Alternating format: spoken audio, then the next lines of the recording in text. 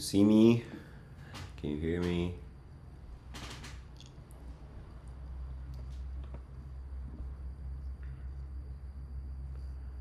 Sing into chat.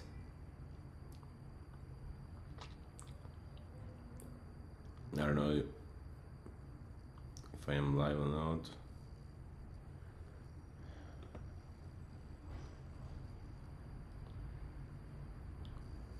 Carlito,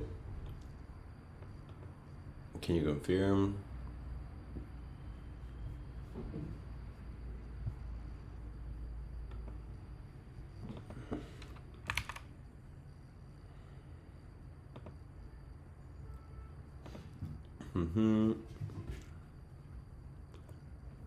Let me see if I can do it by myself. Ah, yeah, I can see it.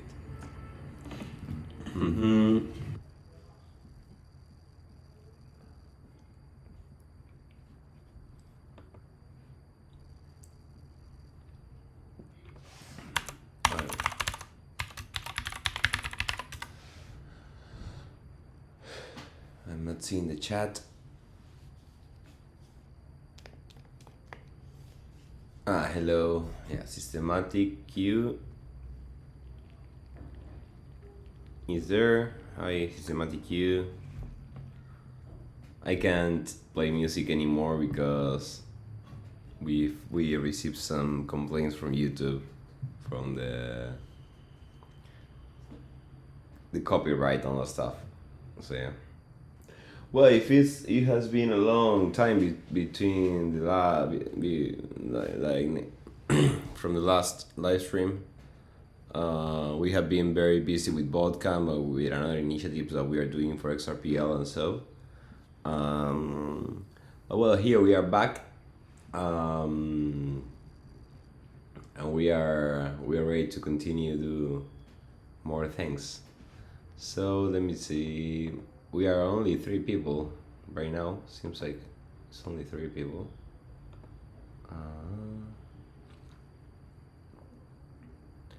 So maybe let's wait 1 more minute until the next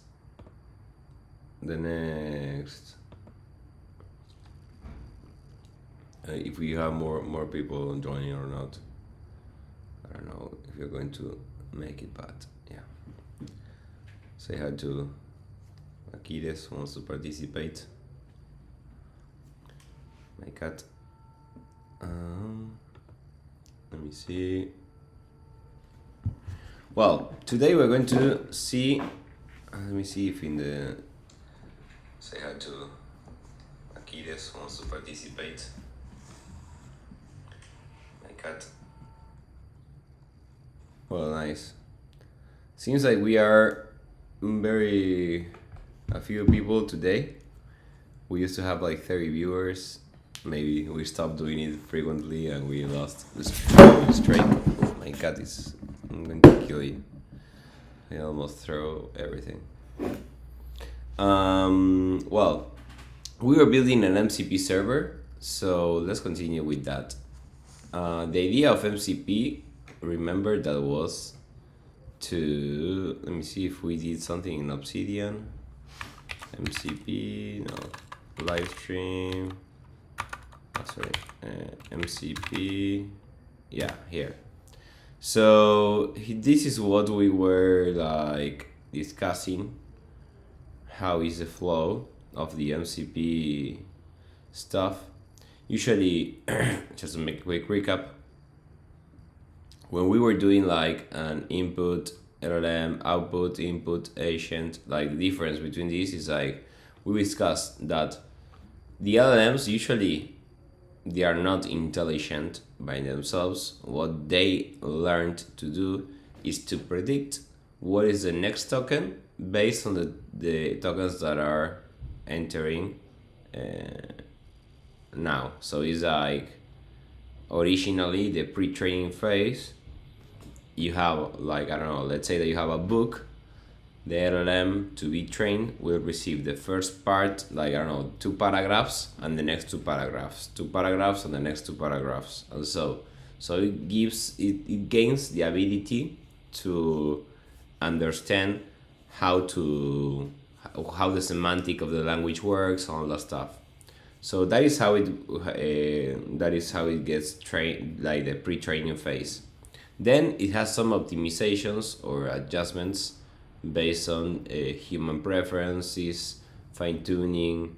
That part is the one that we can work on. We can work in pre-training because we need a lot of resources to do pre-training. That's why you start from a model that is pre-trained already, and you can apply fine-tuning. There are different techniques. There is one that I think that is really interesting is LoRa or QLoRa, that lets you do this type of adaptations of the model for your own use case, because it's like if you need to, for example, fine-tune a model of, I don't know, let's say 14 billion parameters, you will need to load all those parameters in your GPUs. You need to have GPUs that are okay to load that, to adapt.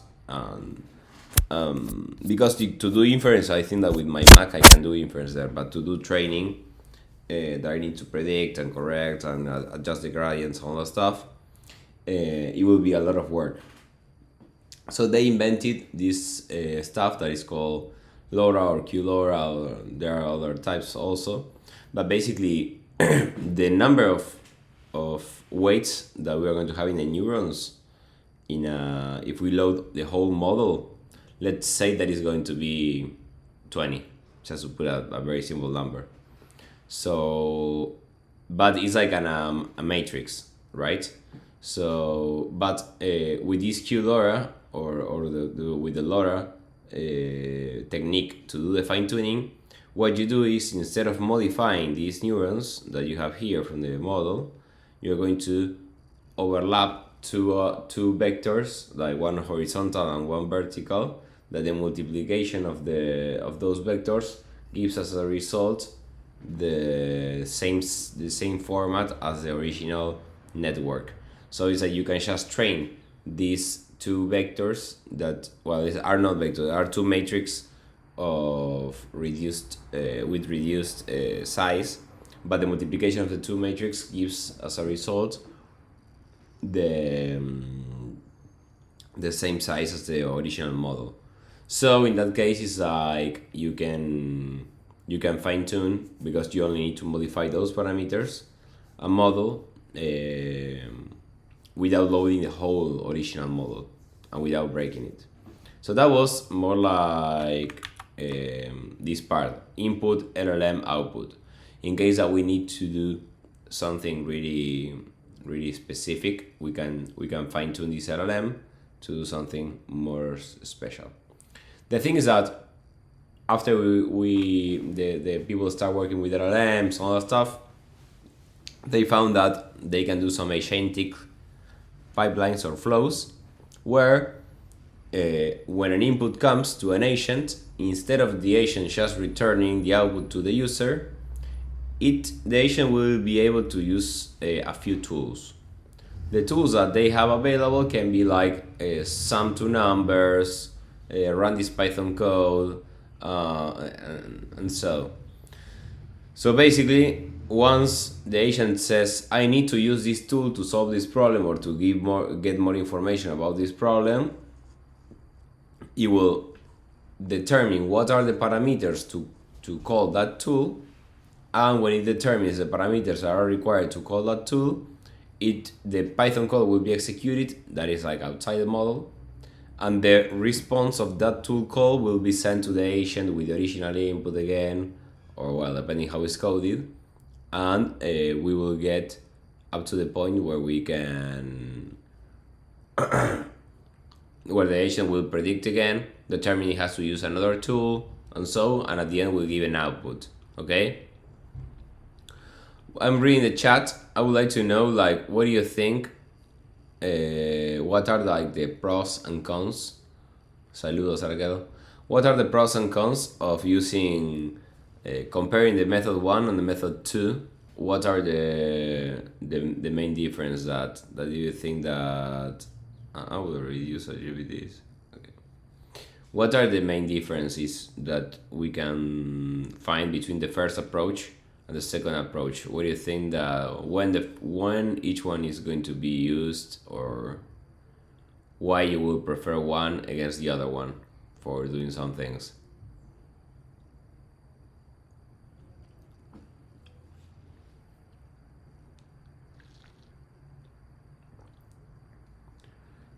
You know?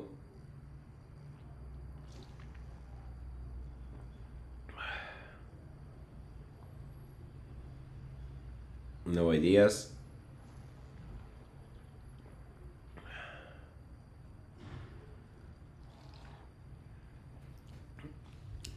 Yeah, Asians are the future. Yeah. Yeah, but the thing is that with this approach, with the first approach, is simpler, but at the same time, the LLM will never have access to real time data, or with data that is outside its knowledge.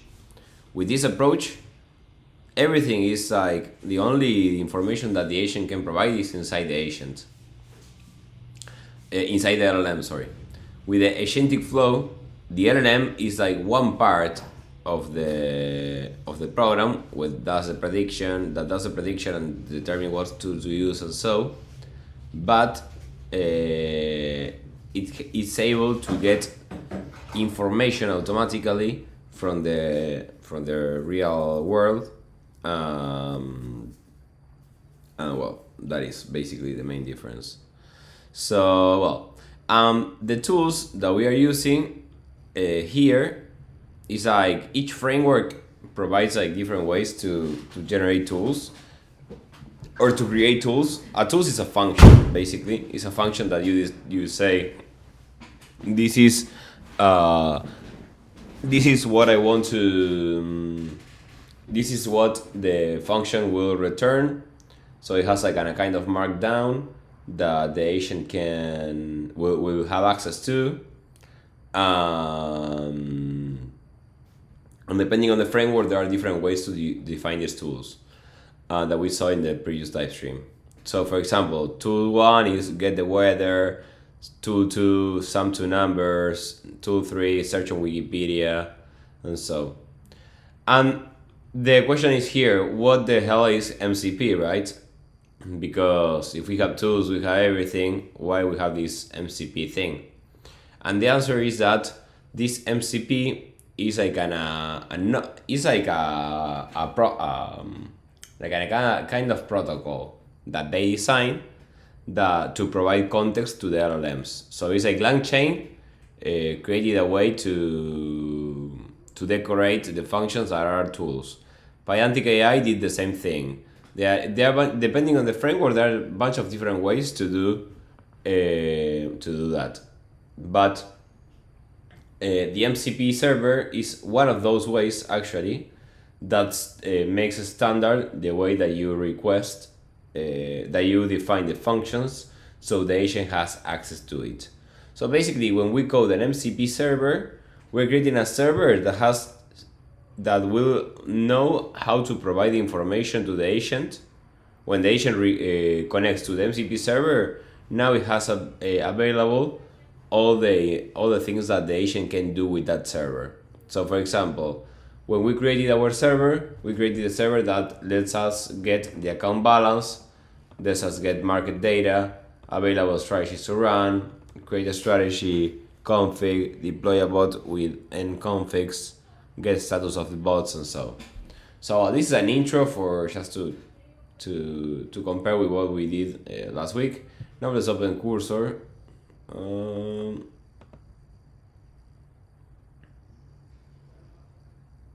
No, I don't even have it in the MCP. Where is it? Here is. Okay, here we are in Cursor.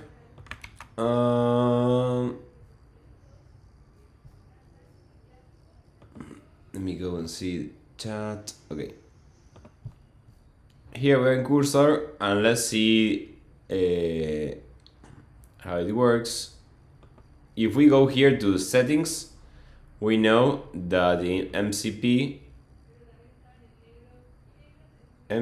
server, we have a config error, guys, here. No, when I refresh, it works. Okay. So see that, let me zoom in. Cursor now knows how to connect with MCP servers. So inside of Cursor, you can use this MCP stuff. The models that we can use. Well, so these MCP tools that we are understanding that we have available are get account state, get real-time candles, get active bots, get available controller config, get controller config, and get available controllers. Well, you have a bunch of these things to get from the MCP server that we coded. And the code is very simple. As you see, the code of the server is fast MCP Hummingbot, and we just define this MCP tool, real-time candles, get active bots. So it's like pretty straightforward. These are all the functions that we defined last week. Any questions so far up to this point of how this works? No? Well, last week we saw that as we have this server connected, we can talk with manual. Let's try manual. Now that we have this server connected, we can start interacting with the MCP server because Cursor already has an LLM here. So for example, we can tell it, can you give me the candle, can you get the candles of BTC USDT and store it in a file. Let's put the agent and a file under data folder. So now we will see that planning set move. The first thing will create the directory. Once we'll fetch. Now see, this is like the first thing that says is, okay, I don't have a data folder, I create a data folder, and the next thing says, now I'll fetch the BTC candles using the API provided. This is because you see it's calling the MCP tool with this data, 1 minute, 100 records, and so basically it's using the method get real-time candles that you can pass these things. How it works or how it knows, this works also in the tools. And actually, probably, I don't know how this framework works of MCP, but when you put description of the arguments, it's even easier because here connector, training pair, interval, and so is something that probably the LLM does not know what is. So the best thing to do here is to really explain what each of these arguments is, so it can generate better results later on. So we get the candles of BTC USDT with a run. I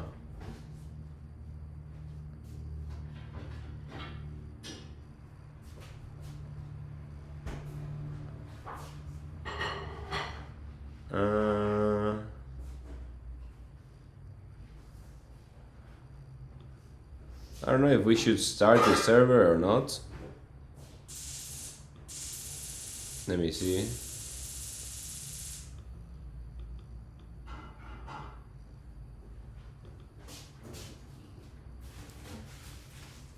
This one, let's try to run it. How was? I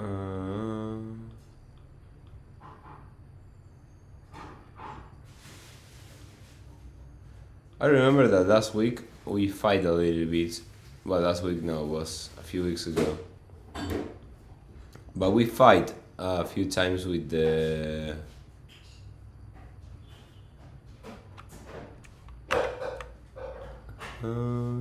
with this with Pydantic. I think the Memento remembers when it was this.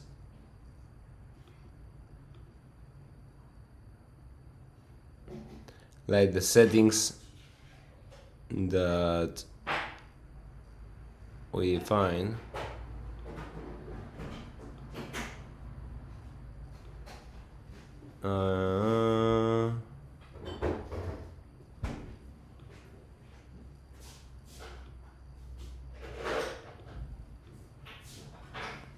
This one, MCP.json. This one was.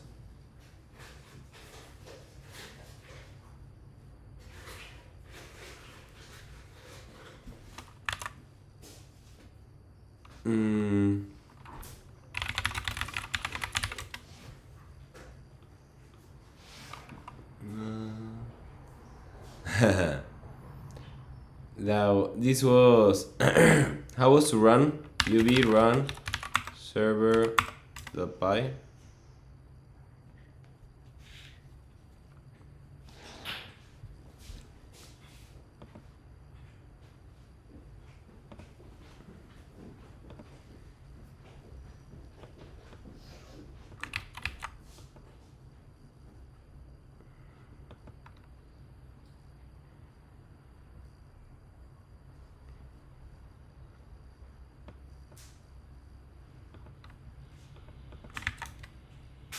You say you have to put the directory. Where is the directory, Memento?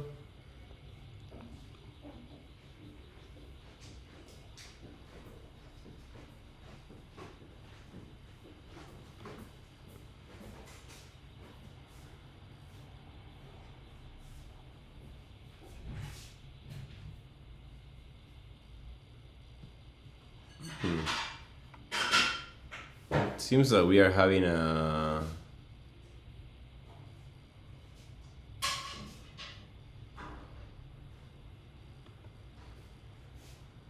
no, I don't want this. Seems like I am having an issue with getting the real-time candles.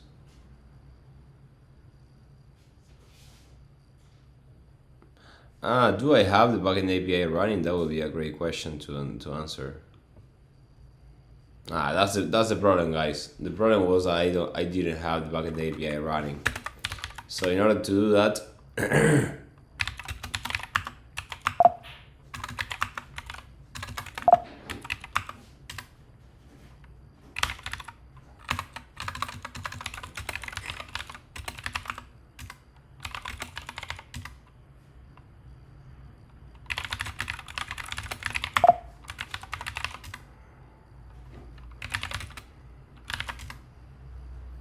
okay, I didn't have the backend API running, so that's why it wasn't able to get the data that it needs. So now if I run this is because we make the MCP server make use of the backend API. Mostly because when we are running bots, we're going to have all the information of the bots from the backend API. So now if we call the MCP tool again,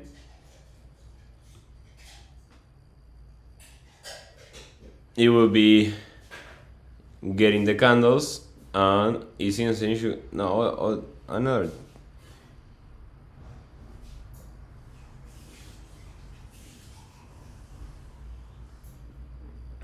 Oh no, I can do something simple as error getting, maybe it was started. Yeah, here I didn't receive yet the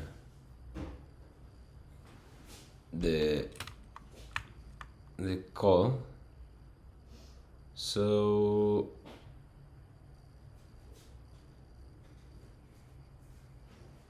localhost. Yeah, let's try again because it was starting probably. Let's try again.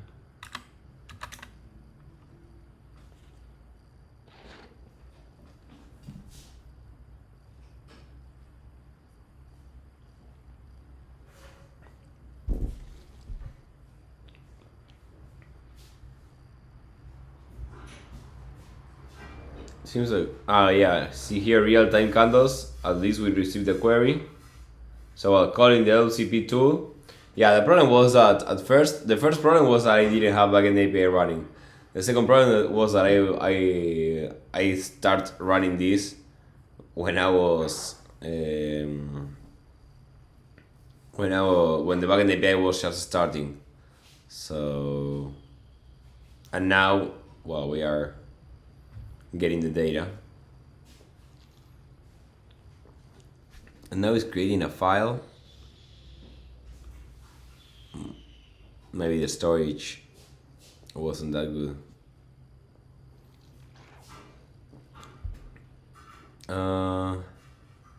Let's stop and I put as. I don't know if it can dump data cursor.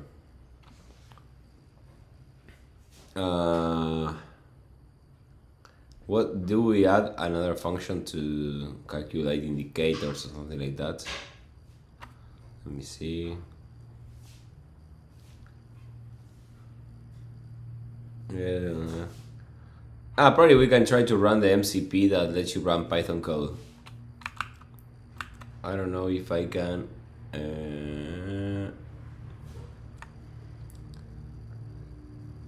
Let me see if I can find that. But I think that Pydantic guys. And also this is something that I want to see with you guys also.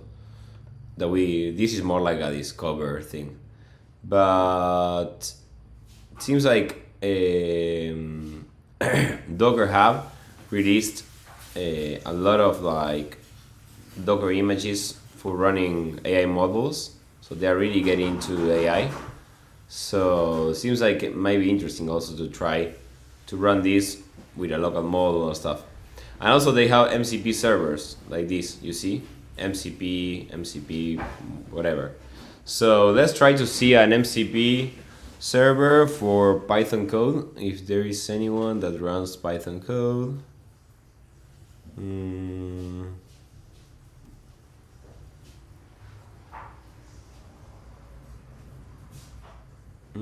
Oh, nice. MCP for Obsidian. That's cool. Brave search. Time.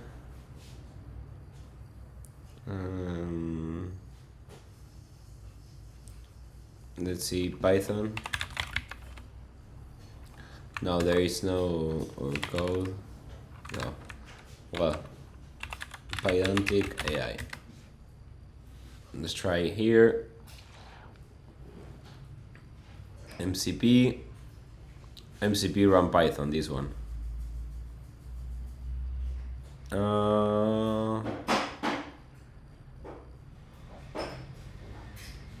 Let's try to run this.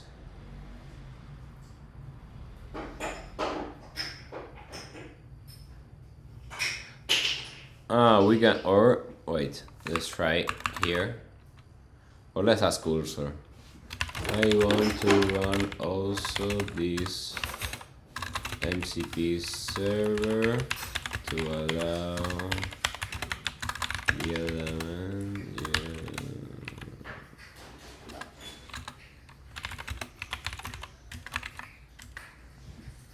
Let me see what it says. Maybe we need to change also the MCP.json.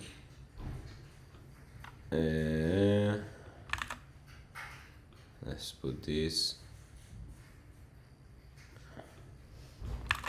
Here is how you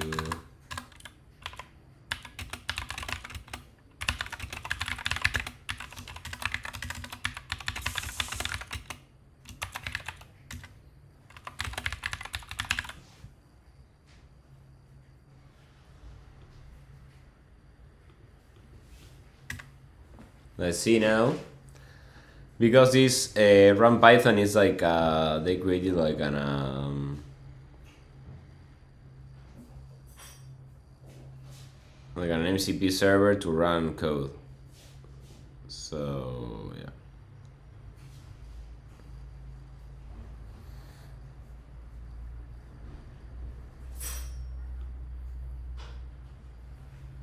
Let's see now if it's connected.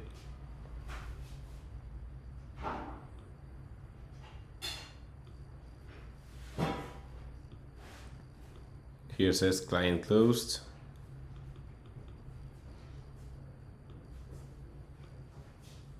Why?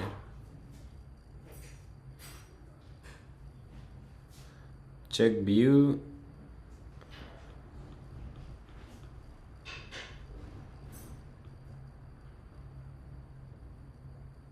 Oh.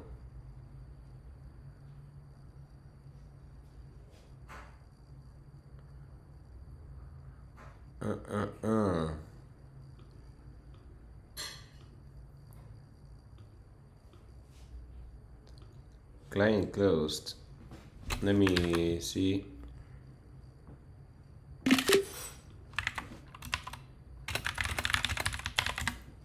Let me see.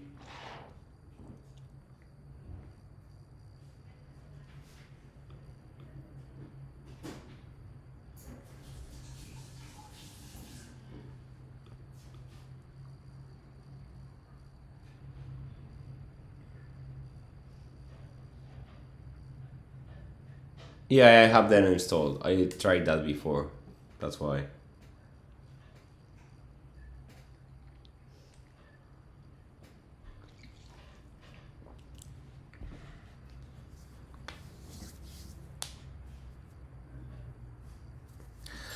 So once we finish this, is like we will be able to get the data, process it. We can probably use AI to generate code to add indicators or do different things on the candles and deploy. What I would like to do is to now start a small agent, like instead of using cursor, code our own agent that is able also to use these MCP tools. And we can probably create a pipeline or something like that every day that checks our bots based on the number of bots that has running, deploys another one, and so let me see.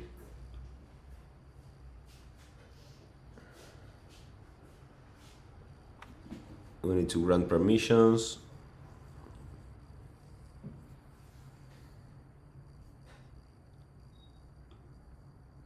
Okay, what else now?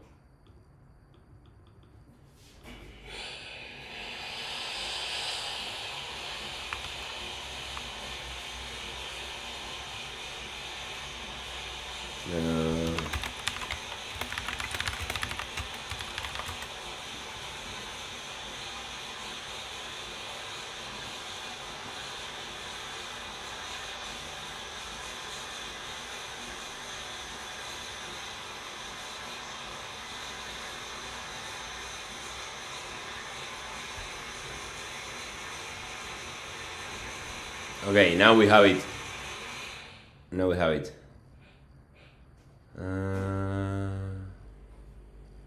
Okay, now let's come back to our original flow. And let's say cursor. Hi no.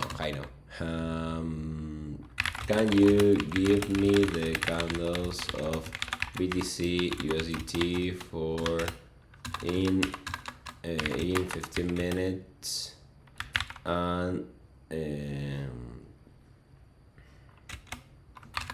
for the last 3 days and generate and identify support and resistance levels by using SciPy find peaks and then plot those levels on an OHLC using Plotly. If it can do everything like this, is amazing. Actually, I think that well, Mike just paid Cursor the pro version of Cursor, of Claude. I think that with Claude this will work much more better than with Cursor. So that can be interesting to try, actually. And also, well, I need to configure that with Claude. But I remember, guys, that the other day was really easy to configure with Claude the MCP. It was much more easier than with Cursor. That's what we did last week. Last week, I'm saying last week. It was like 2 or 3 weeks ago. What we learned to do was to configure Cursor and configure Claude. And Claude was even easier. Now that's not starting, but okay. So we got the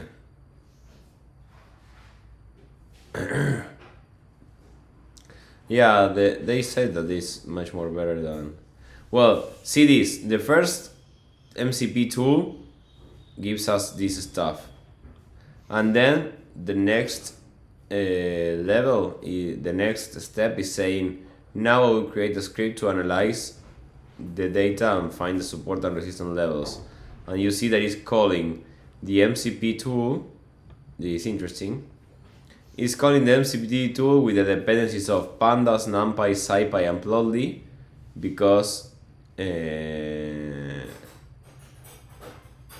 I didn't know that it runs all the code in the cloud directly. Nice, Memento. Are you using it? You see, from SciPy signals import find peaks. This is what we want. From datetime converted to data frame. It seems it has everything that we need. It's calling the MCP tool.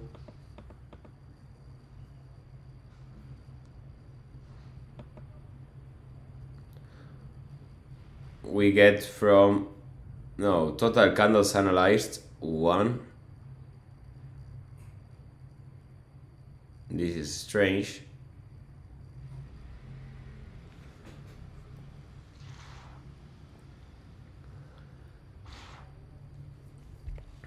I never used like Cloud Code, Cloud AI. Let me try.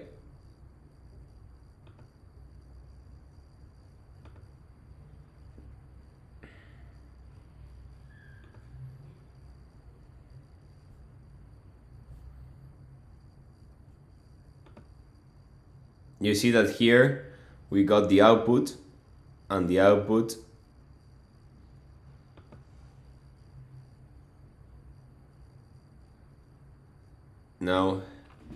now seems like it's better, but yeah.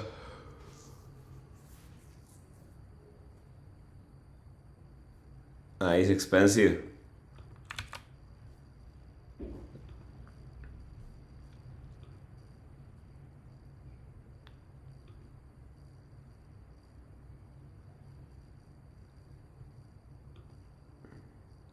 Yeah, the only thing that I love this AI stuff, all the stuff, but there are two key points from me that I'm very happy also that Hugging Face is leading the open source, the open source collaboration models and stuff, because if not, it would be very unfair. But the problem for me with this AI thing is that we are actually being the ones training these models, because they are building data sets, or they built in the past. It's like if you compare GPT-3 with GPT-4 4.1 or 03, it's like it's incredible. The changes are like massive compared to what we had before. When we were interacting with the free versions and all that stuff, we were always giving them a lot of data, a lot of information about what is right, what is not, and we are actually providing a lot of data sets to train them. So I don't care about that. It's like it's better if AI evolves, but there is a point when if they control the models and the models gets better and better and better, and now they start charging you $500 a month for a plan, that will be a little bit unfair at some point, because it's like it will reduce the accessibility to all of us to this type of models, and we were actually the ones giving a lot of data to train. But yeah, it's more philosophical thing. So I hope that hiding face gets bigger and bigger and we can use open source model. This is cloud, you said, Memento. You're talking about cloud code. View all plans, maybe it's another plan. Pro.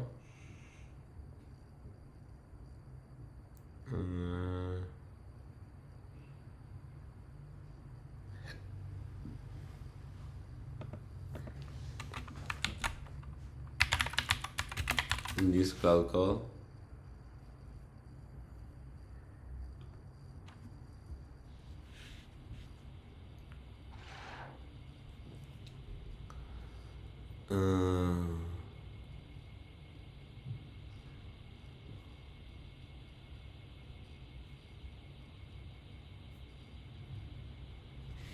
Like this is right, Memento.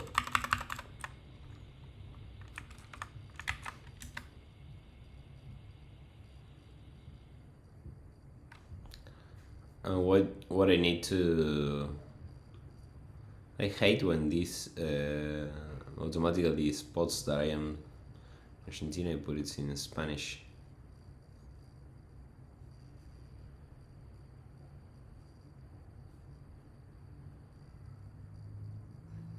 Yeah. Actually, I will be like really excited to really understand like how these guys code the agentic flows, because there was a very interesting fight between two of the big faces of Python programming. That is Harrison Chase. Harrison Chase is the one that runs LangChain and LangGraph, and the other guy that is Samuel Colvin, that is the one from Pydantic.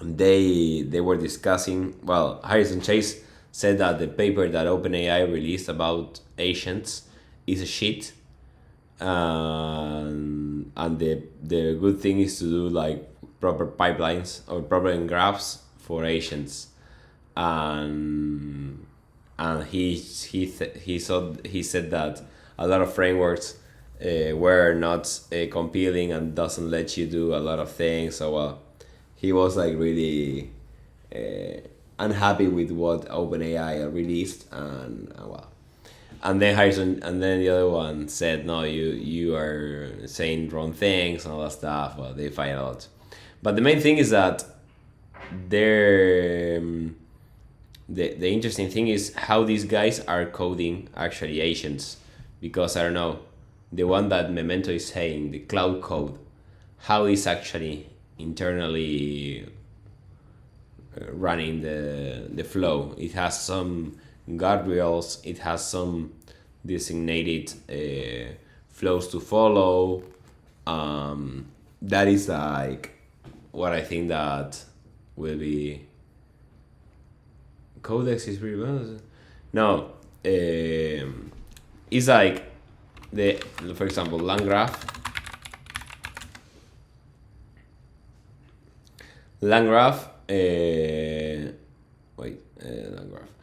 Landgraph encourages you to build an agent like this with steps and flows. Like this is what we are building right now, like which has tools, right? But it lets you do like complex flows. Like in this case there is no.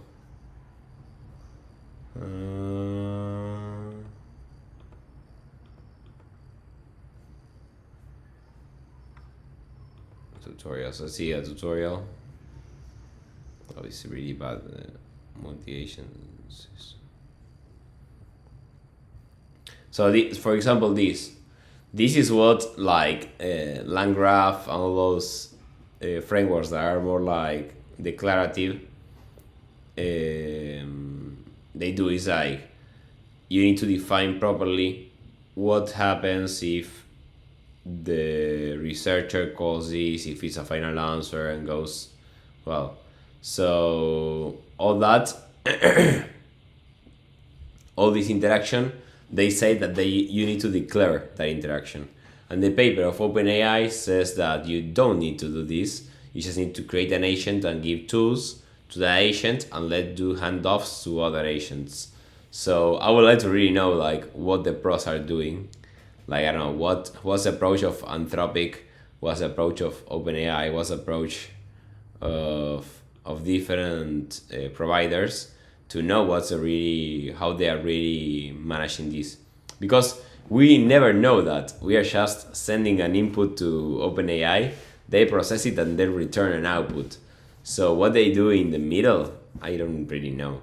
That's something that will be really, really interesting to know for me personally. But yeah. Well, going back to what we are doing, because we installed it cloud code and we did a lot of things in the middle. Now how can I use it? It's not going to work because I don't have the APIs, right, Memento?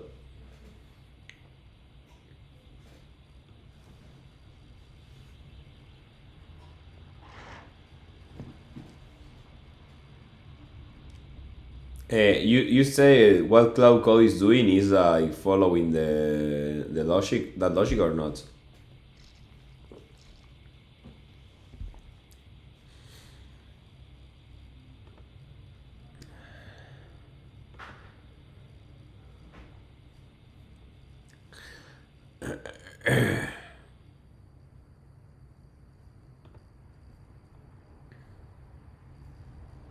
Well, it seems like it's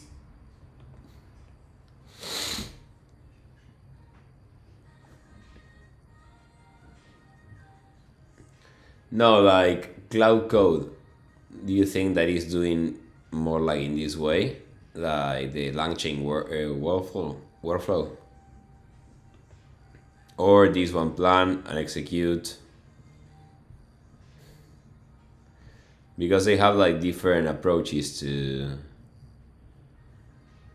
this. But yeah, I don't really know what's the best way to code the agentic flow. The ideas that they have is that when you start, they have like a different. They have, in this case there are two agents, right? But you see that it has like a recursion part, and you code everything like this.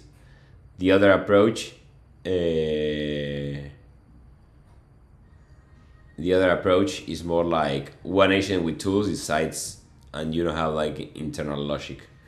But I think that this idea works a little bit better than the other one. I don't know. We need to try it. But well, basically for Cursor right now, was able to generate this. Well, we don't have the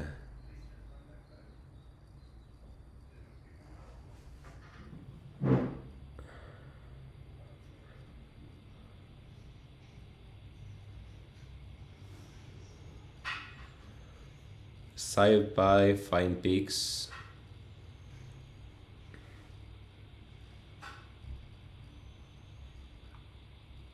Well, this is what we did last week. It's the same thing. So the good thing is that up to this, a few tools have architect mode, like Aider. What is Aider? Let me see. Aider. Aye.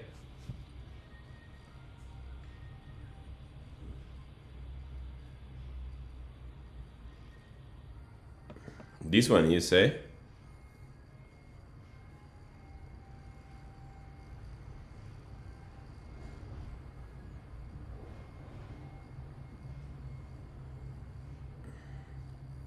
It's interesting, this cloud and local elements, Git integration, voice to code. Oh,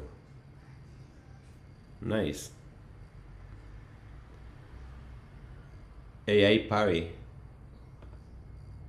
Well, now let's finish with this by trying to deploy a bot. Let me see. Well, now I have this, so I would say, can you tell me if I have balance in my account to run the bot?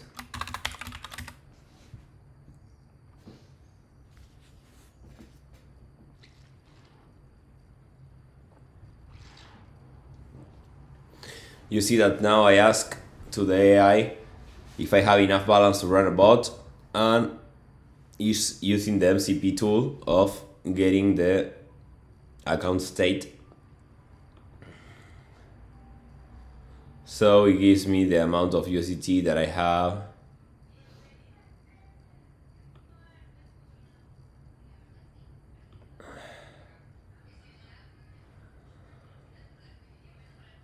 Okay. I would say I want to trade on Binance Perpetual. Can you tell me what config, what are the things that I can use, that I can configure from the grid strike strategy, grid strike controller? So let's see if we can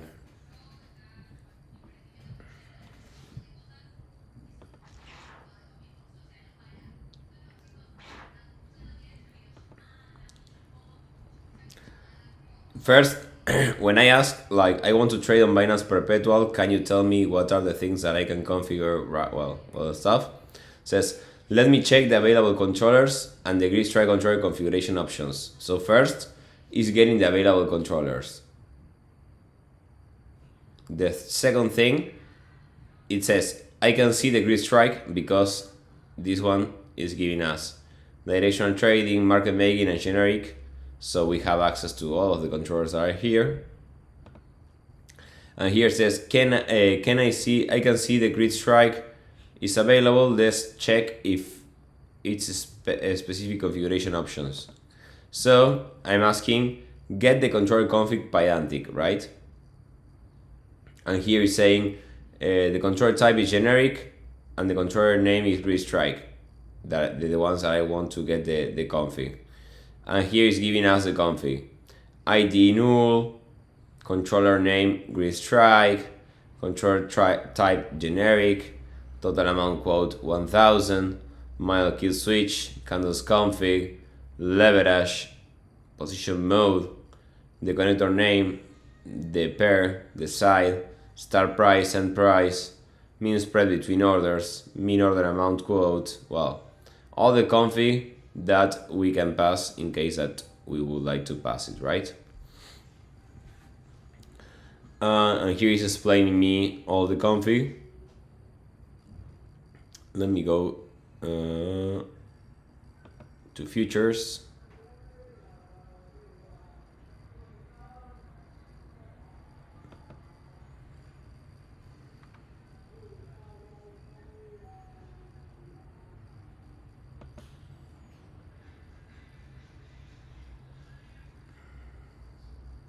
One thing you may want to add is very LLM agent documentation as an API call. How that would be, Memento? I didn't understood.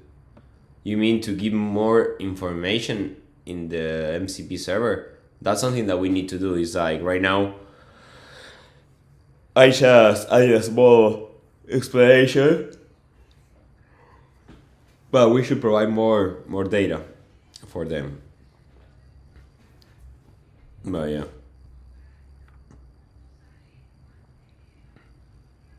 Let me know if that was what you were saying or not. And let me try also something interesting that we are going to do with the agent. I would say, nice. Now I want to generate a config of grid strike to trade on BTC. BTC is moving or no, it's not moving. Let's see. Oh fuck.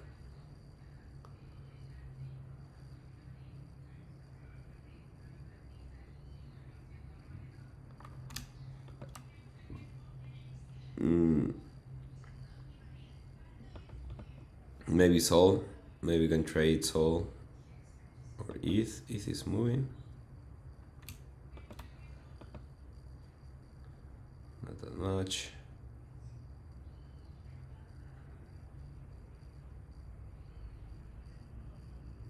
Let's order by volume. Seems like ETH is a lot. There's a lot of trading volume on ETH now. Well, Sol is more likely to, because we have the fees are like 0.02. And USDC is 0 fees, but there is no activity, I think. See this?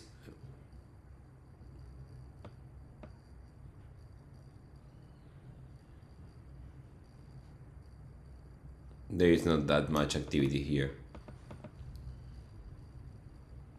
compared to Sol USDT.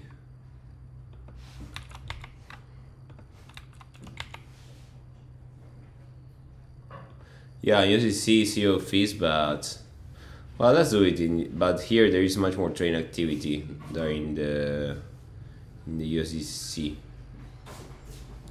You compare it.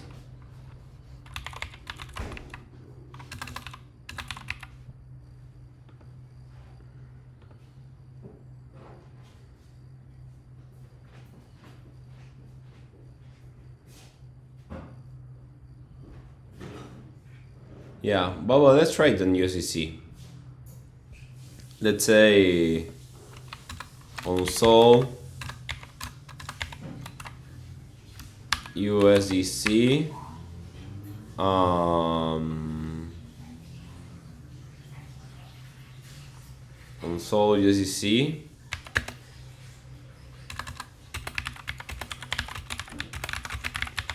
let's say that we are going to run a small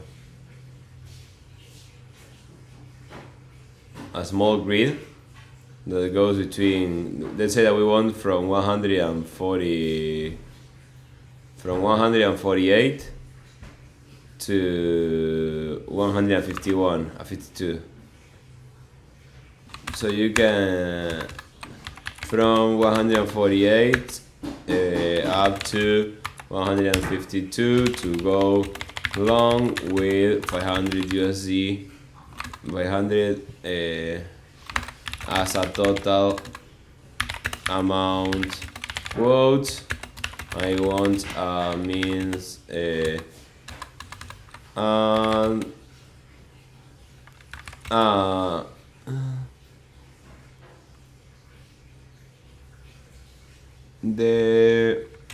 take profit has to be 0.0008, let's say. Now let's see what it's doing.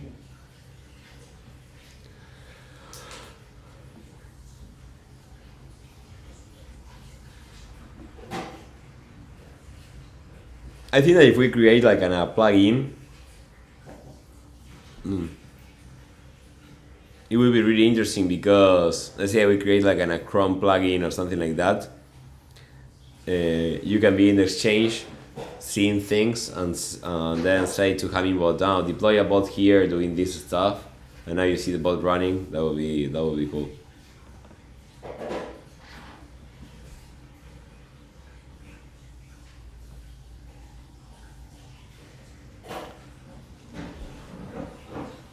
You see now is creating the config, and now is trying to upload this config to the backend API. Solid grid strike, leverage, okay. The limit price, put it here. Kit position false. Oh, let's run it.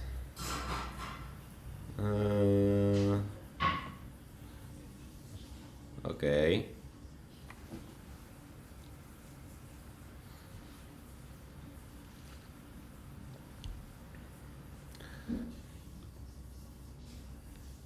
It says, would you like to deploy a bot with this configuration now, or would you like to make any adjustment to these parameters? I would say I want to create another one, but for going short.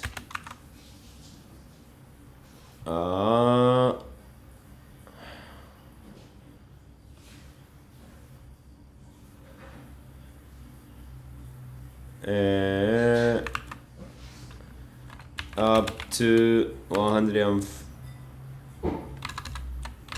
from 140 to 153 with a limit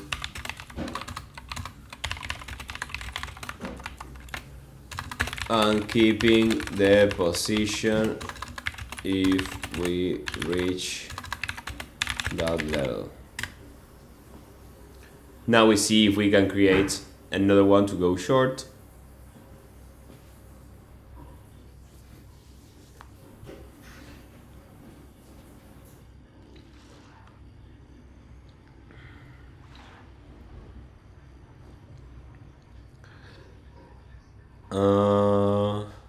Nice, it did well. Now let's see.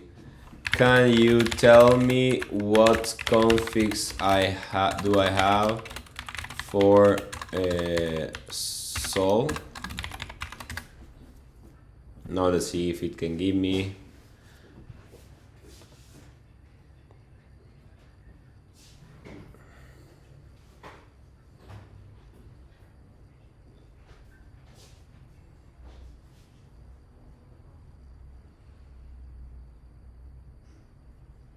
No, okay, now let's set it. I want to deploy the config 1 and 2 in the same bot right now. So let's see if we can deploy the bot actually. Deploy a bot. Now it's trying to call the MCP. Let's see what it's trying to do. Bot name, solid grid, long short. Control configs are these two. Credential, master account. Okay. Let's try to run it. And let's see what it's doing. Let me try the. Okay, now see, it seems like we send it, but we didn't receive anything. Is the bot start? Did the bot start? We don't have the bot started. Another thing that we did it wrong was we never started the broker. But it's running the bot here. But we need to start the broker. Let's start the broker first. This first container ID, terminal, docker, attach. Just to see what it looks like.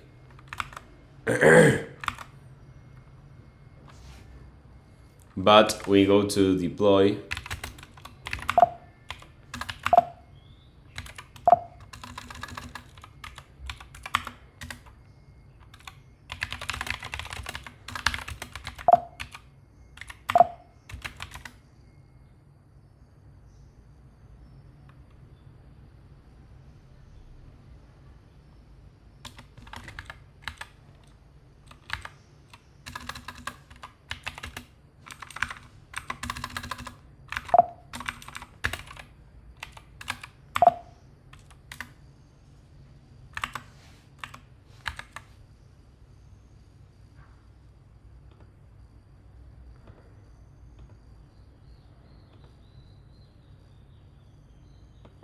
I have NQX now running. And let's see. You see, this one failed because MQTT failed. So let's stop it, this one.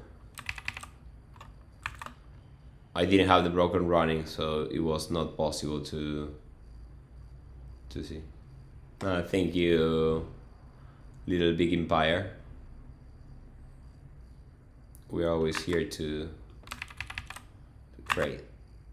Well, now I killed this Hummingbot. The problem was that it didn't have the broker running. So now the broker is running. Let's try now to go to cursor. And let's see if we can rerun.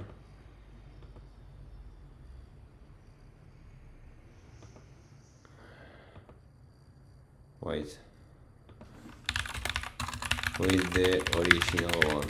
The problem is that we should have the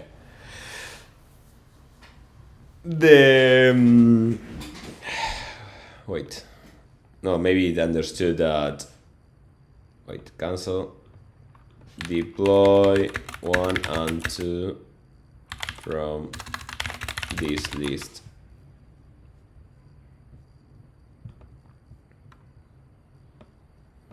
Maybe I can make a fork.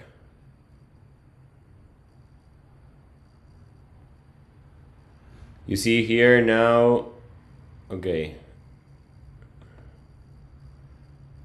Run the tool. Here says, when can I learn the basics? He's switching from cursor to terminal to Docker, local on server. No, it's everything local. But the question is, what basics do you want to learn?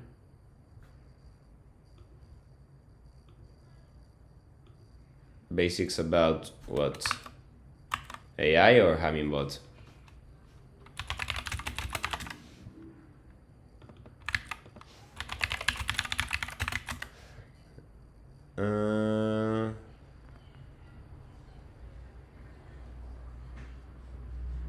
Okay, we have another issues. Position mode.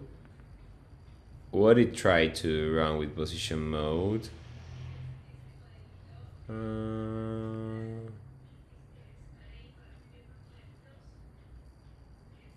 I think that when we loaded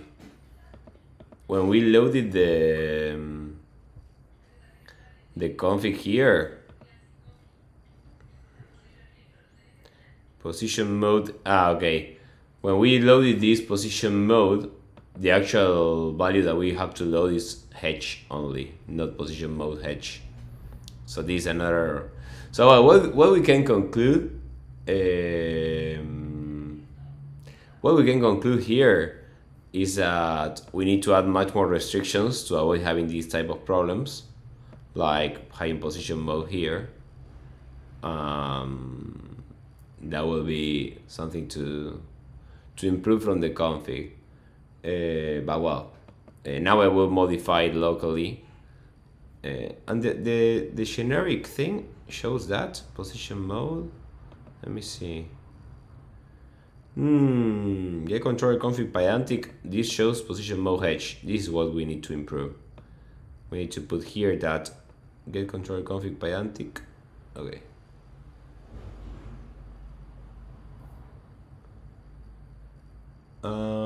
Okay, Liquid Meteora says basics, where to install what? Yeah, your question is very non-specific. In these live streams, what we are doing is doing like research or what the community wants, or if you suggest something to do, we try to do it and so. But if you want to learn like the basics of how to install Hummingbot, you have the Hummingbot documentation. That is where you want to see. If you see the title of this live stream, is building an MCP server part 2.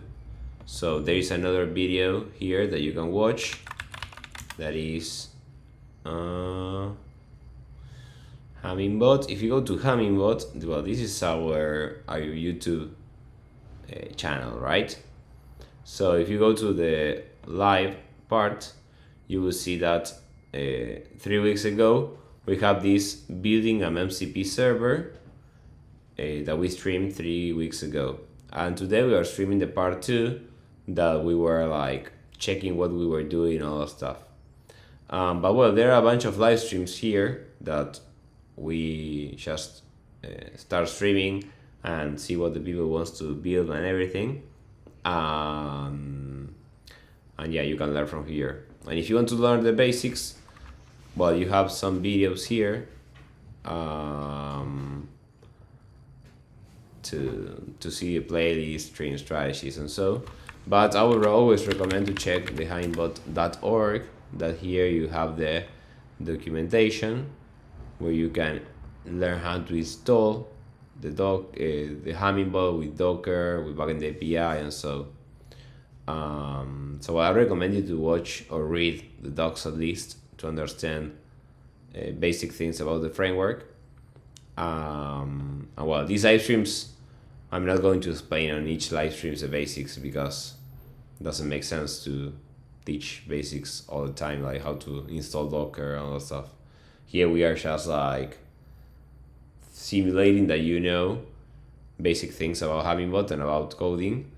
And when there are questions, so for example, if you have a specific question of, okay, I have a problem with this, I can probably review it so we can see it. Based on your second question, that is like the bot should run 24/7. Yes, for that you need to deploy it on a server. But before going to a server, you want to experiment always locally.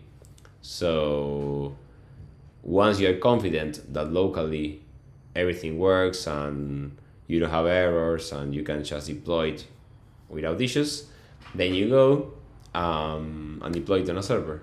It's very easy to deploy on a server. So actually I have some recommendations if you are not familiar with deploying on servers and all stuff.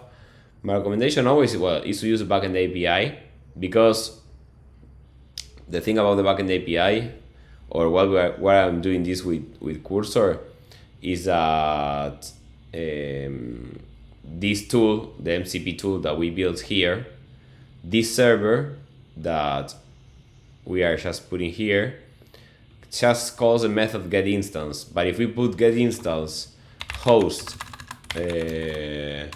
equal to, I don't know, 52 times whatever times whatever times whatever, now the backend API will be the same service that we created will start pointing to the server that you have deployed the bots. So this is more like an intro of what you can do, but obviously that you can modify it then to use it wherever you want. So so we identified the issue that says I would tell Cursor about this. I identified the issue and is related to the position mode that the config says position mode that hedge, and it should only say hedge. Is possible to delete the old configs and provide an update with this parameter. Let's see if it can do this.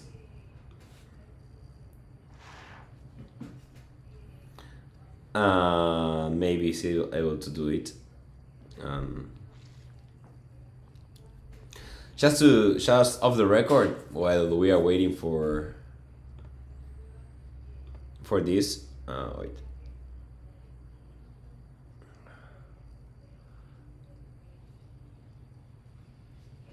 Just off the record, I have been working the last few weeks on XRPL. We are going to launch probably a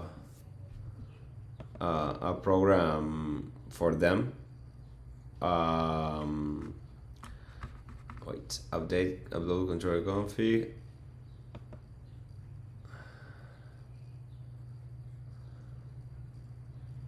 Okay, it was able to catch the error.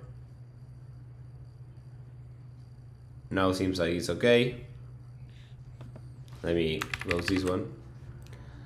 So well, soon be ready to start competing, because we are bidding for them a few programs that you can earn rewards. So you have to be ready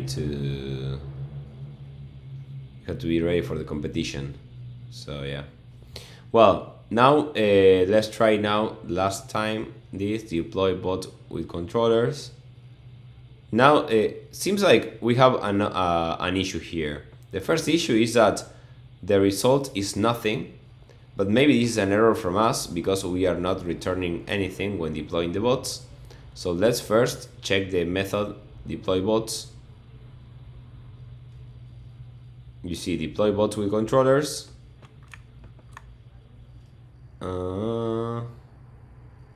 It's not returning nothing. It's returning nothing. So that's why it's always thinking that it didn't work.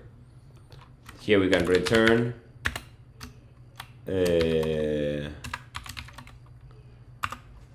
bot deployed successfully. That would be something to do. But now let's see if it deployed the bot properly or not. Docker ps, or if we have another error. -a docker attach. Okay, we have another error, division by 0.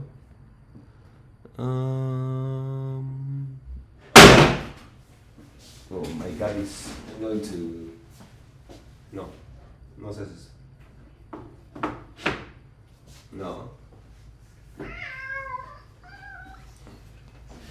He's a troublemaker.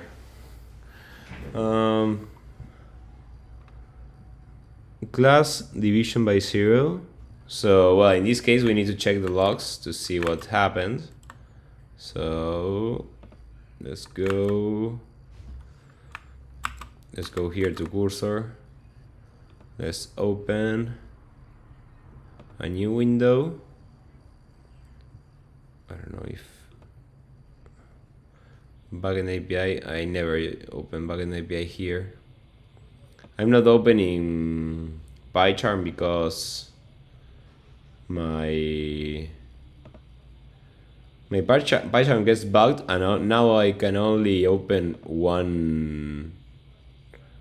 I can only open one project at a time in PyCharm. I don't know why, but yeah. Maybe it's has to be the older one. This one. Let's see the logs.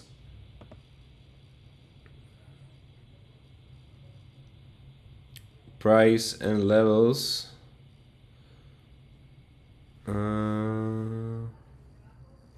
Price and end levels. Class. This is strange. The end levels, they can't be 0. Or maybe, wait, let me see what's the minimum order amount, because that's probably an issue. Let's do sol. Maybe we are picking the wrong market for this. So market straight $6. Yeah, we can do it. For some reason, price times end levels is 0. Wait. Just to let me remove everything. Let me also remove the archived controllers. no. Generic grid strike. Okay. This backend API is not updated, these controllers. That's a problem. Let me update the controllers. Open folder. Wait, we need to add a new. David, we need to probably update this in backend API. I will do it today. So here we need to go to controllers, generic, grid strike. Now go to backend API and paste the grid strike. Let's remove this, and let's remove this, and let's change the name to grid strike.py.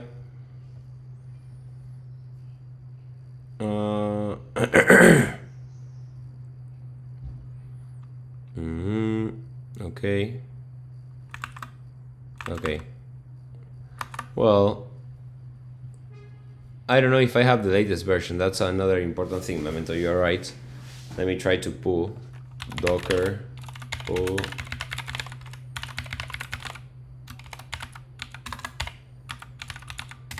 Let me see if I have.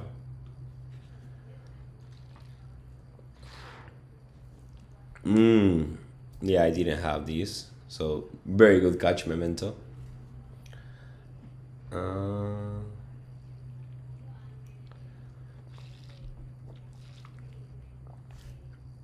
Okay. In the meanwhile, for you guys that are interested on trading all that stuff, I recommend a lot to watch these videos that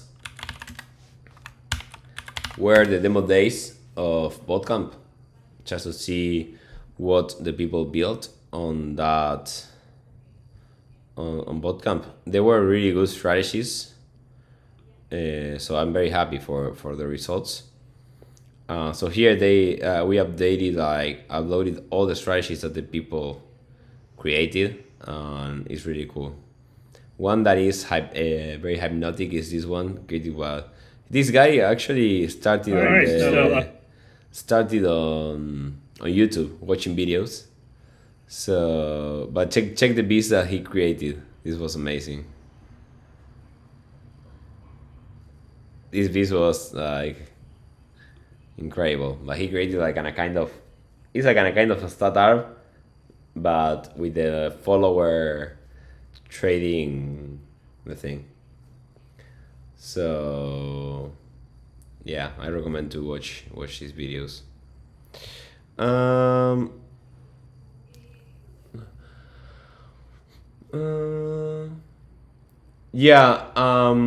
Memento, regarding to errors, that probably we can discuss later on Discord. Remember that we updated the common live version of Kalpanagi. I found that it has a bug and raises a connection error, and nothing is catching that connection error. You can see it easily in backend API. When you stop a bot, now raises a connection error, and it gets stuck for 10 seconds or 15 seconds, something like that. So I don't know if the previous version was also packaged by Conda, because I would like to fix it probably today, that stuff. If it's just reverting the version that we are using, it's going to be okay. Because I pinged Kalpanagi, but he didn't answer. And if not, I will just create my own wrapper of Paho MQTT and just use that. But well, let's see one more time. Grid strike. Let's see how the what the config looks like. So let's remove the other ones. Gravity goal, all this shit. These are the two. These are the two configs that we are actually running.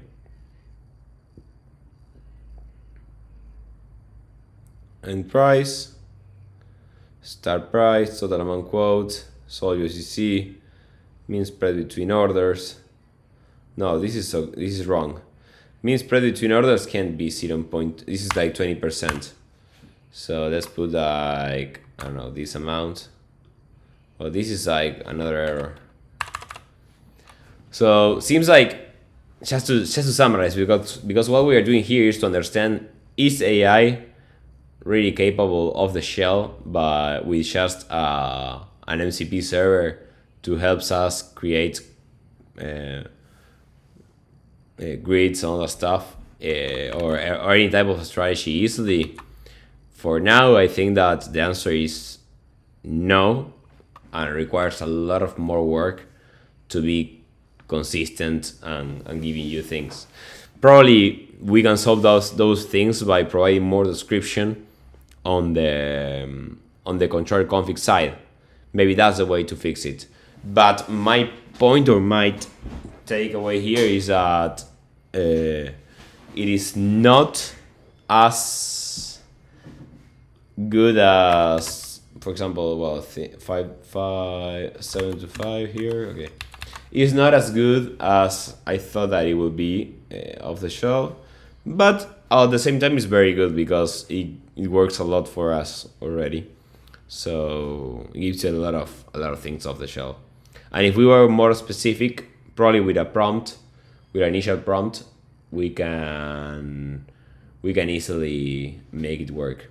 But it has to be a little bit specific by controller. Either way, we can have a high-level guidelines to tell, okay, position mode, instead of position mode.hedge, has to be position mode. It has to be just hedge, or those things. I think that are going to contribute very easily to have a better version of the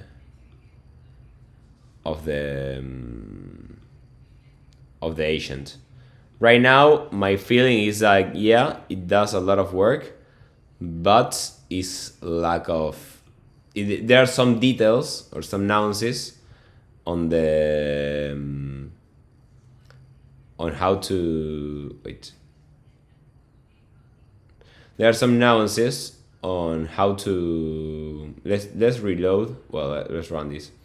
There are some nuances on how the config is generated that the AI right now is not catching, due to lack of description on the configs, or maybe some prompting that we are not doing that well, that we can probably improve the prompts probably to work better with this, or we can improve the MCP server too. Maybe, I don't know, here I didn't read the docs of MCP.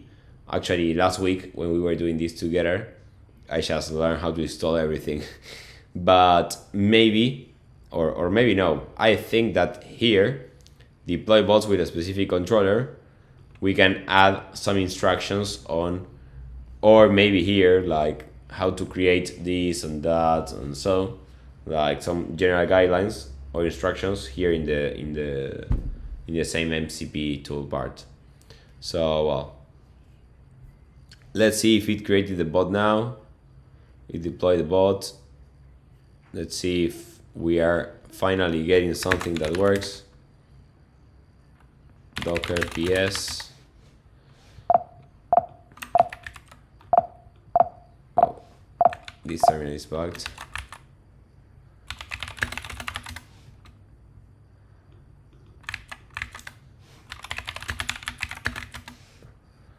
Oh fuck, we are still. No, it's still. Okay. This is okay that it didn't work, because I updated the version as we discussed with Memento, that he recommended to update the version, but now see that here says config update interval, extra inputs are not permitted, and it's because when we did this in the past, we add this feature that is not anymore allowed in the code base. Is now a parameter that we don't have to write. Actually, I need to check that in other parts of the code. So let's do the last attempt to deploy this friend. Tac. Okay. Let's start a new session here and say, can you deploy the 2 configs that are available for Sol?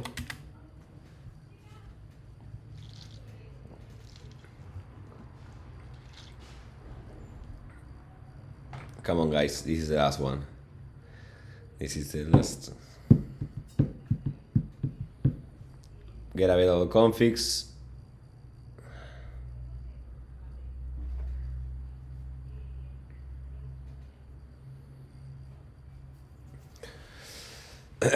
Another thing is like soon we're going to start traveling with Mike.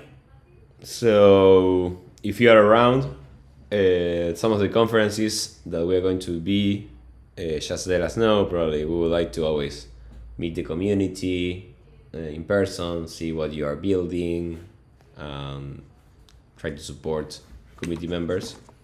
So feel free to.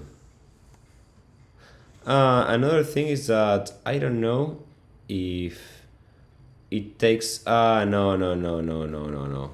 I didn't save. First of all, I didn't save it, and second thing is that I never reloaded the MCP dev. So client closed. Wait. I didn't reload the MCP dev, so that's why it was not going to work. Now MCP dev is reloaded. Now we can do it again. So let's start a new chat, and this should be the last one. Oh no. Deploy the 2 configs for Sol. Yeah, we're going to be we're going to go to New York to the Solana conference on, well, first we're going to be in Bay Area because Mike lives there. So, but that is not something that we're going to do more like public. It's more like to work together. So in the Bay Area, we are going to be working together. Then we're going to New York for the Solana conference from 23 to 29. Then we are going to have an offsite with the team in Vietnam. And then we're going to Singapore to the XRPL conference too. So if you are around on any of those places, just reach out and we can see. Maybe we are going to live stream together with Mike next week, or no, the week after. So yeah. Also start this MCP with custom connector, getting MQTT connection error. Archie, check that you have MQTT running. You see that at first when I started the stream, I make sure that I have running the okay, now finally we get it. Both Sol configurations are successfully deployed in a bot named Sol Grid, whatever.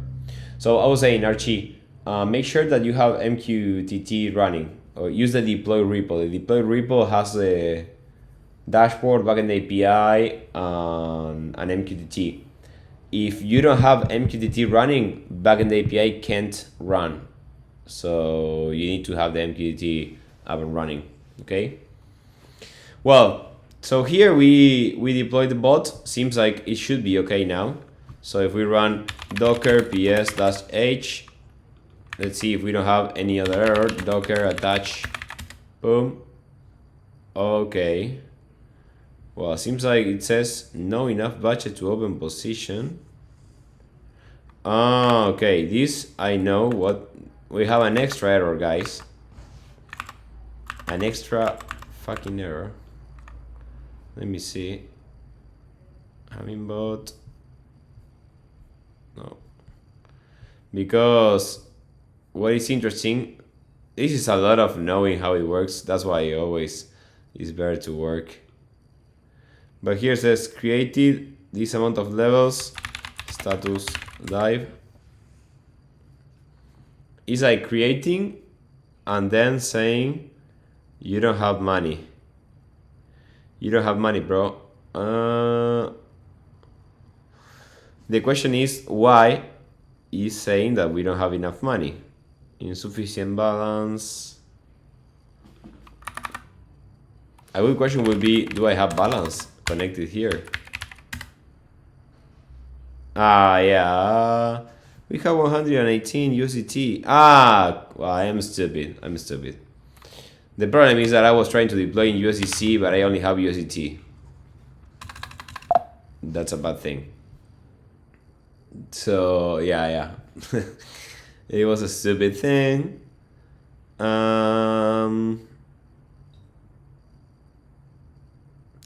Let's move it to USDT. Let's do the last thing and let's move everything to USDT. And let's finally finish this. Let me move the markers to USDT and let's have fun. I think that, what I want to show now is that there is some work that has to be done that we just did it now here. But now you will see that after I deploy the first one, let me open the backend API again. Now you will see that after I deploy this one, the USDT one, we are going to be able to scale with other controllers. Wait, no, I closed cursor. We're going to be able to scale with other, we're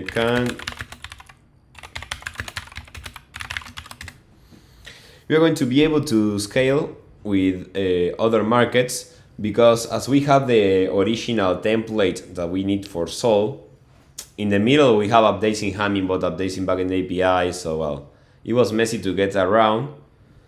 So, well, now it should be working. Let's see. Wait.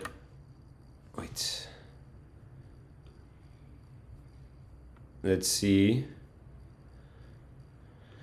Docker ps-a.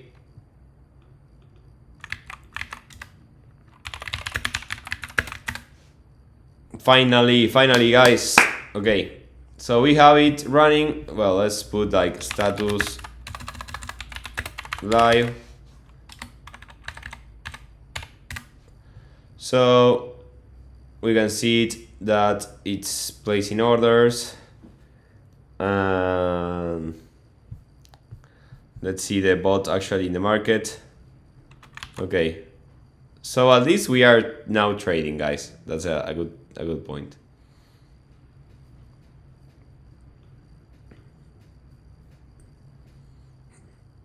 So well, now that we have this up and running, that we were able to deploy with the MCP thing, and the structure is the same. Now we learned almost like how to deploy or create a config for a market, right? So the next thing that we need to do now, or that I want to show, is that once we do all this struggling thing, is to wait here.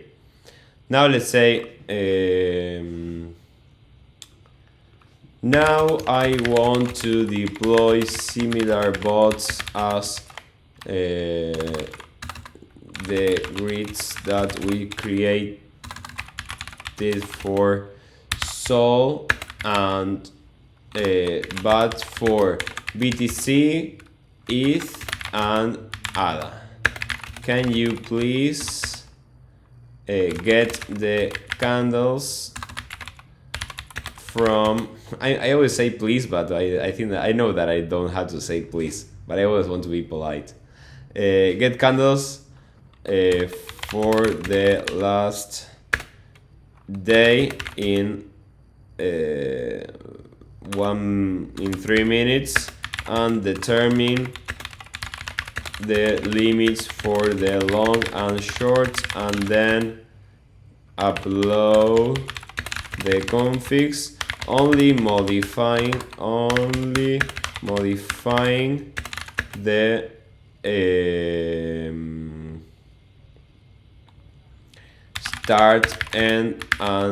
start and limit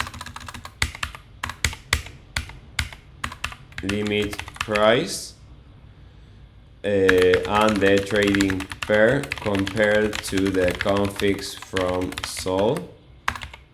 Okay, so now if it's able to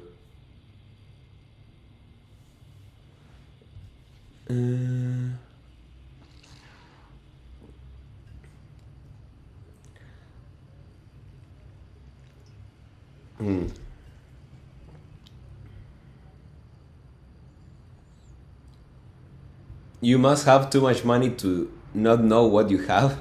No, momento, I only have like $140 in the $120 in the account now, but it was all only USDT. The problem is that I was trying to do it for USDC, and it wasn't right. But yeah. Then I have a question regarding perpetual market making strategy config. Okay, just say it. I actually don't recommend that's like more like an B1 strategy that is okay to use. It's like I'm not opposed for people using it, but I recommend to use the B2. If you check the B1 strategy, you have like a lot of logic of managing the order that was created. Once it is created, we control the take profit, all that stuff. That is like encapsulated at some point in the executor. So probably it's better to use an executor and the B2 framework to make it more extensible. Cornelius says, hey there, just saying thanks you for streaming this. Yeah, you're welcome. And thanks you for joining. One particle, hey Warren. When I do metaprogramming, I often see LLMs using please. Nice. Now I am half LLM. Well, let me see what Cursor is doing right now. Get real-time candles. You see that I asked, just to summarize what I'm doing. The first thing that we did was first setting up all the framework again. I will push the changes from here. If someone is familiar with the MCP package on Python and wants to improve the prompting, yeah, I will answer now, Liquid Meteor. Wait a second. So we set it up all the framework. If someone wants to get involved with this MCP project, that I think that is really cool because we can leverage kind of functionalities to start talking with agents. And you want to improve the documentation of each of the functions that we expose, determine also what functions are needed to add or ones we can remove to make it simple for the agent. Or if we can split the modules like it's doing that, like if as we did in backend API, or even better, if you can transform backend API, that actually we are just using backend API here. If we can transform backend API into an MCP server that works as an API and as an MCP server, and the documentation covers everything, and we just have one repo, that would be like even better. But if someone wants to take and work on that, feel free to create a PR to see it. But well, what we did was we cleaned up the repos, we updated the versions, we fight a lot with a few things compared to the upgrades that we did in the last release. And we finally were able to deploy these grids with natural language. So in the case, in case that we have already these configs, once we have these configs, I asked to say, okay, I already created the grids for Solana. Now I want to do the same for BTC, ETH, or ANADA. So I asked to get the candles in 3 minutes and define the limits for the grids that I'm going to deploy. So once I run this tool, no, Binance Paper Trade. I don't know why it's using Binance Paper Trade. Or I said, can you use Binance Perpetual? While it's doing this, I will start answering questions on the chat. Yeah, okay. Okay, now it's getting the candles, perfect.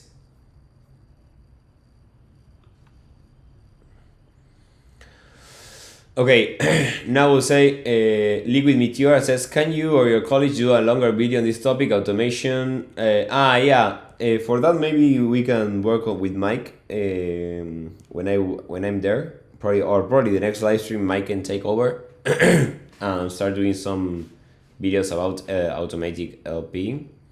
So, but yeah, it's something that we are working on. And if you check, actually, in the videos I recommended from the past cohort, there were some people doing automation LPs.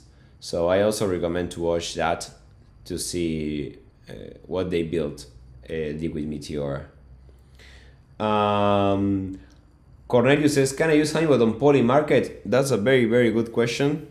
Because it's really hot in prediction markets, but unfortunately there is no connector yet for Hummingbot.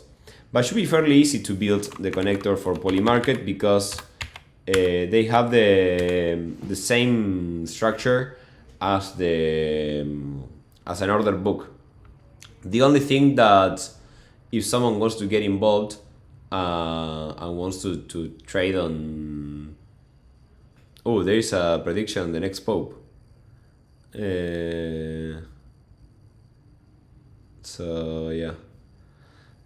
Actually, this was really crazy that the prediction of the Pope, in Poly Market, the predictions that the Pope changes in 2025, there was like really high. So seems like this is now the real source of truth lately about what is going to happen with the things overall. But well, the thing here is that if someone wants to build a connector with Polymarket, it's not as simple as saying this pole is one market. No, it's like Pietro Parolin is one market, Luis Antonio Tagle is another market, Peter Tucson is another market. So it's like each of the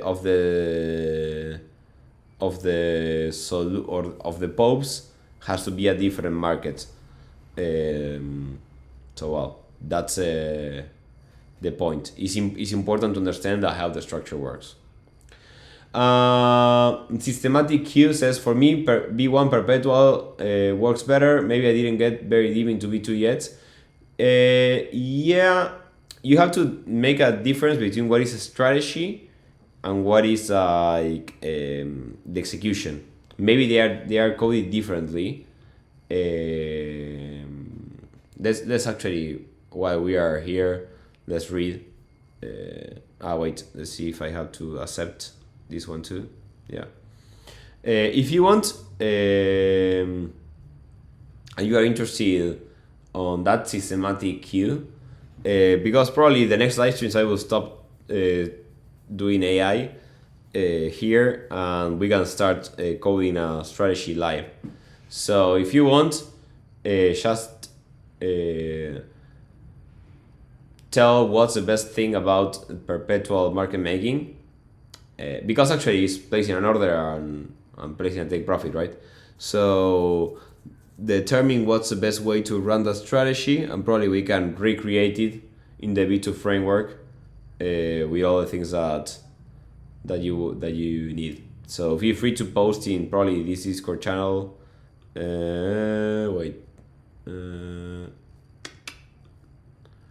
Maybe do it here in Hummingbot. In this live stream, where you say live stream AI, just post here some things about the perpetual market making strategy, and we can recreate it in the V2. But basically, if we check it, run Python code. If we check it, let's open a new window.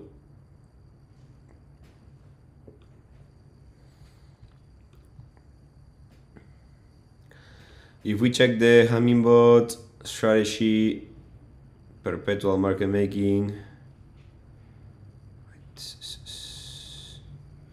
I think that the only thing that differs is that it has order replacement.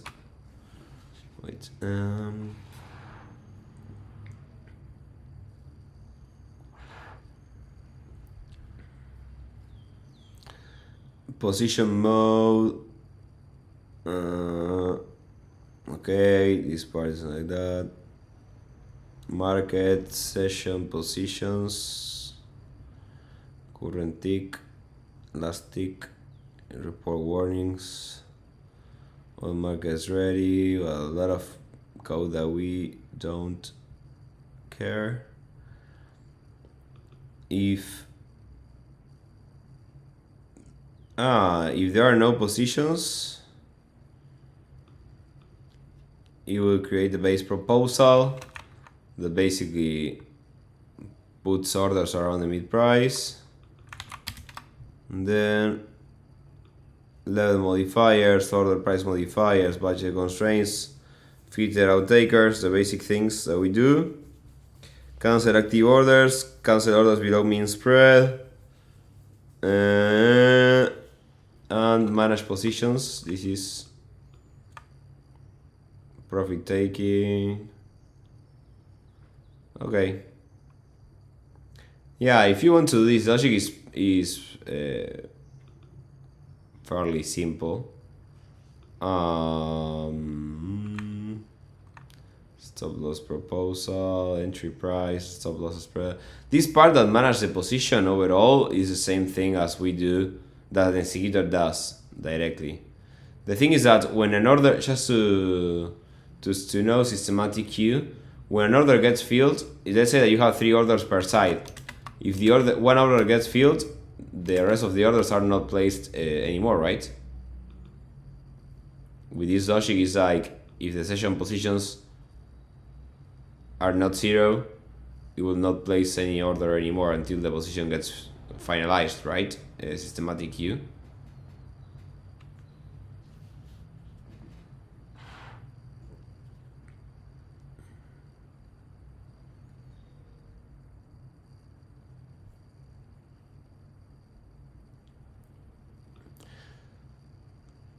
They place the orders. So when it places the orders, it let the bot fill the orders. Once there is a fill and you have a position, if it's going to replace an order, we'll never place it again, and it will finish and will wait until the position is finalized, right?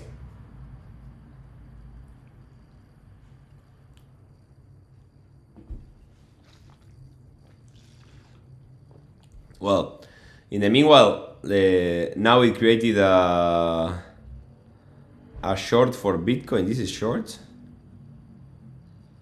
Oh, this is a long. Okay, now this is actually not doing the right thing. See that here he's trying to upload a Bitcoin config from 68 to 66.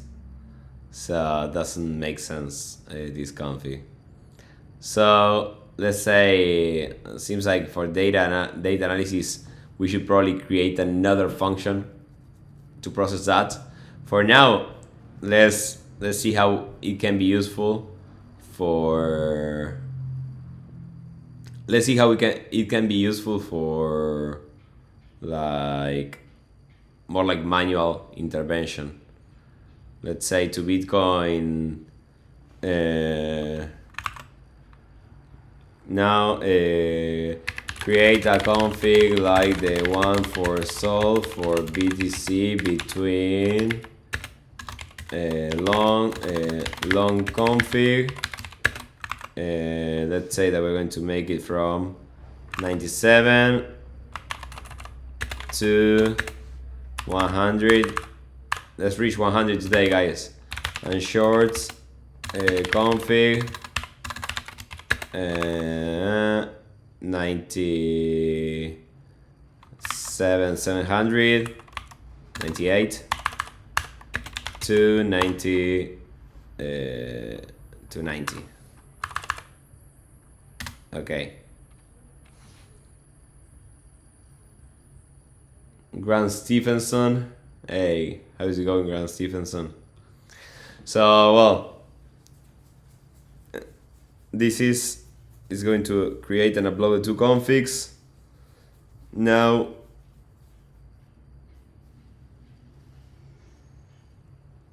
keep position. I want to keep position true.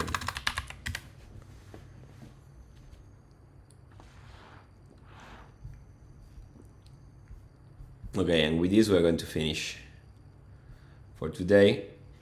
But well, as we saw, it's like it was good to see this in action, because we were able to create this bot that is like two grids, one long and one short grid. At the same time, we face a lot of errors, and I think that we need to keep position true. Nice. We need to do a lot of more work in terms of how to create better descriptions for the functions that the agent can call, and much more like a better prompting for guidelines on creating the positions. But after that, I think that works. It's very convenient. We can do it manually too, and there are some errors, but we need to have better prompting. Right now I'm just doing this with cursor. Probably if we create an agent, will be a little bit better. So we created the BTC configs. Now let's add another one just to finish. And let's call it now create two for ETH, long for ETH from 100 1830 to like this, short, let's say from 187 to like this. Now it's going to create the two.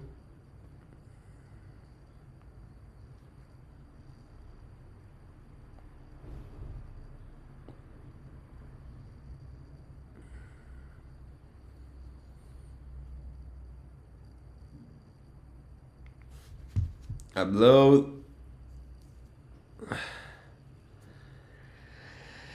And upload. And now let's say now deploy the configs from BTC and ETH in the same bot. And let's see if it's able to do it. Deploy bots with controllers with the 4 configs. Now seems like it deployed the bots. I think that BTC is not going to work because of the minimum order amount. It will start failing. But maybe the ETH, yes. Yeah, I don't know, yeah, it's able to deploy the... Okay, yeah, it coerced the bodies to the original.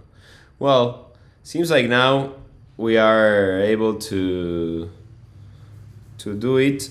We deployed for BTC, we deployed for ETH, we deployed for all of them. Now let's say, can you tell me how many bots, how many controllers am I running, and what's the performance of them.